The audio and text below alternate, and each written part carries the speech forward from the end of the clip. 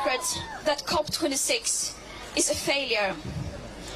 It should be obvious that we cannot solve a crisis with the same methods that got us into it in the first place. And more people are starting to realize this. Many are starting to ask themselves, what will it take for the people in power to wake up? But let's be clear, they are already awake. They know exactly what they are doing. They know exactly what priceless values they are sacrificing to maintain business as usual. The leaders are not doing nothing. They are actively creating loopholes and shaping frameworks to benefit themselves and to continue profiting from this destructive system. This is an active choice by the leaders to continue to let the exploitation of people and nature and the destruction of present and future living conditions to take place. The COP has turned into a PR event where leaders are giving beautiful speeches and announcing fancy commitments and targets, while behind the curtains, the governments of the global north countries are still refusing to take any drastic climate action.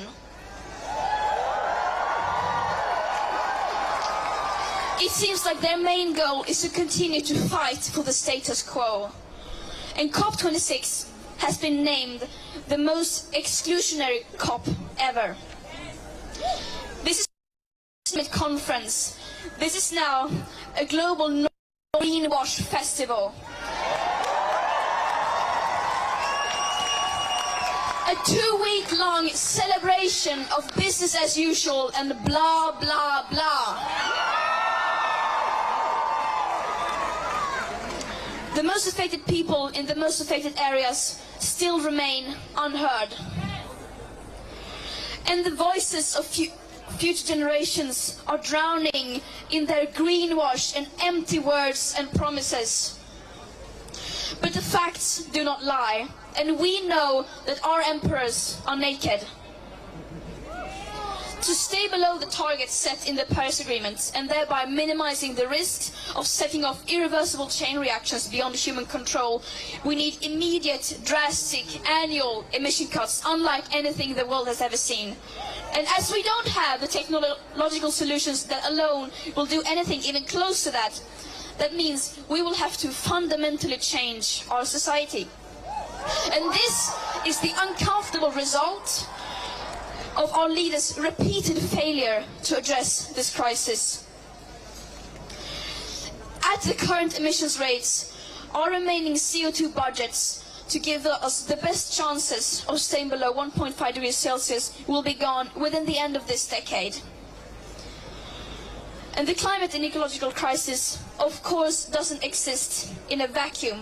It is directly tied to other crises and injustices that date back to colonialism and beyond. Crises based on the idea that some people are worth more than others and therefore have the right to steal others, to exploit others, and to steal their land and resources. And it is very naive of us to think that we could solve this crisis without addressing the root cause of it. But this is not going to be spoken about inside the COP. It's just too uncomfortable. It's much easier for them to simply ignore the historical debt that the countries of the global north have towards the most affected people and areas. And the question we must now ask ourselves is, what is it that we are fighting for? Are we fighting to save ourselves and the living planet? Or are we fighting to maintain business as usual? Our leaders say that we can have both. But the harsh truth is that that is not possible in practice. The people in power can continue to live in their bubble filled with their fantasies, like eternal growth on a finite planet and technological solutions that will suddenly appear seemingly out of nowhere and will erase all of these crises just like that. All this while the world is literally burning on fire, and while the people living on the front lines are still bearing the brunt of the climate crisis. They can continue to ignore the consequences of their inaction, but history will judge them poorly, and we will not accept it.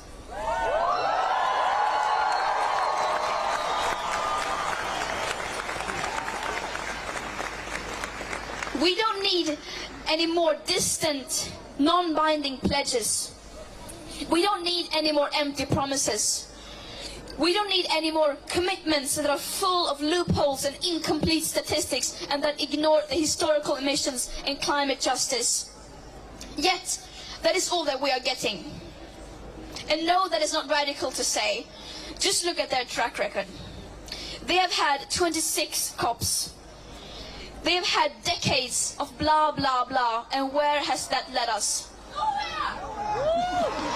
Over 50% of all our CO2 emissions have occurred since 1990, and about a third since 2005. All this while the media is reporting on what people in power say that they are going to do, rather than what they actually do. Time and time again, the media fails to hold the people in power responsible for their action and inaction. As they continue to expand fossil fuel infrastructure, opening up new coal mines, coal power plants, granting new oil licenses, and still refusing to do even the bare minimum, like delivering on the long-promised climate finance for loss and damage to the most vulnerable and least responsible countries. This is shameful.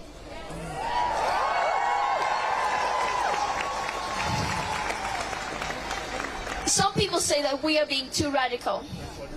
But the truth is that they are the ones who are radical. Fighting to save our life-supporting systems isn't radical at all.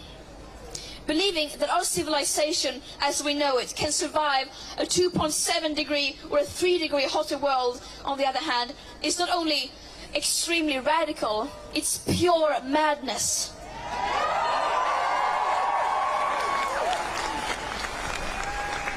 Out here, we speak the truth. The people in power are obviously scared of the truth. Yet, no matter how hard they try, they cannot escape from it. They cannot ignore the scientific consensus, and above all, they cannot ignore us, the people, including their own children. They cannot ignore our screams as we reclaim our power. We are tired of their blah blah blah. Our leaders are not leading. This is what leadership looks like.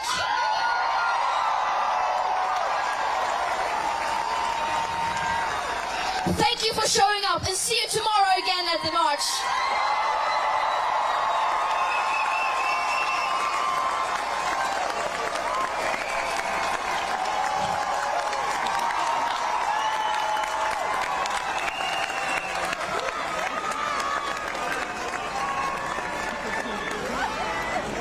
Thank you all so much for coming. That was incredible to hear. I'd like to invite the group from Fridays for Future Glasgow, who are responsible for organising this incredible day.